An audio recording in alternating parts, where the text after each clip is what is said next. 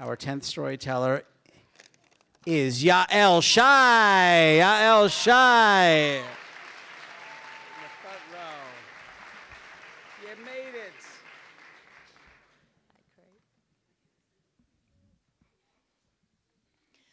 I was in heaven.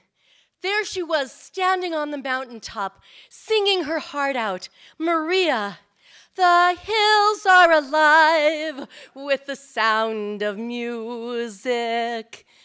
It was 1965. I was 9 years old. My beloved Grandma Frida had taken me, my two sisters, and my brother to a matinee of The Sound of Music, which had just come out. And I was so happy and so excited. And I was very close to my Grandma Frida. I was her favorite. Let's face it. It's okay, my siblings know that. I was named after her late husband to carry on his name. And I think also because, like her, I was feisty and a fighter. I was constantly in trouble with my parents. But my Grandma Frida was the one person who always stood up for me. And she would say, "Just wait. One day she's going to be something special. I'm telling you." So there we were, sitting in The Sound of Music. And I'll never forget the moment when they sang Edelweiss. Edelweiss, Edelweiss, bless my homeland forever. I was sitting next to my Grandma Frida, and I looked at her. There were tears streaming down her face. You see, The Sound of Music was not just any old movie for my grandma. Frida Hundert Goldman was born in 1898 in Obertin, a small Jewish shtetl village in the Austrian-Hungarian Empire. During World War I, she was sent to Vienna to be safe and out of harm, to live with some cousins and her older married sister. And there she had opportunities that no girl in the shtetl had. She got to go to high school, which would have been unheard of in her village. She studied in secretarial school. She learned the Viennese waltz, which she later taught me. So after the war ended and she was sent back to Obertin, to her little village, she was stir-crazy. She couldn't stand to be back at home. And that wanderlust is what saved her life, because she had 3 older brothers who had made their way to Canada, to Toronto.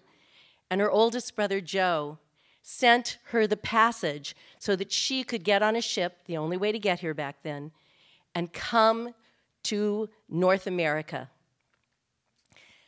She was not in steerage. She had first-class passage. She liked to brag that she was the only person on the entire ship that was not seasick, and she got to eat at the captain's table. She was a young woman in her 20s, and she went basically alone, just with a girlfriend. A few years later, she came on a visit to New York to visit some cousins, met my Grandpa Jack, and fell in love and never went back to Toronto. She was here illegally for years. Some years later, in 1929, they had their only child, my mother, Ethel, popular name back then. And some years later, I came along, and like I said, I was very close to her. And it's a good thing that Uncle Joe sent for her, because in 1942, the Nazis swept through Obertin, rounded up all the Jews, and sent them to the Belzec extermination camp. My great-grandparents, my great-aunts and uncles, gone. And many cousins. The few who survived made their way to Palestine after the war. And Grandma was here. I was the one in the family that was always curious about family history and used to nudge her, drive her crazy with questions. And I loved it when she would sing to me Yiddish lullabies. Auf in Pripetschek brennt a fire, und in Stieb is heiß.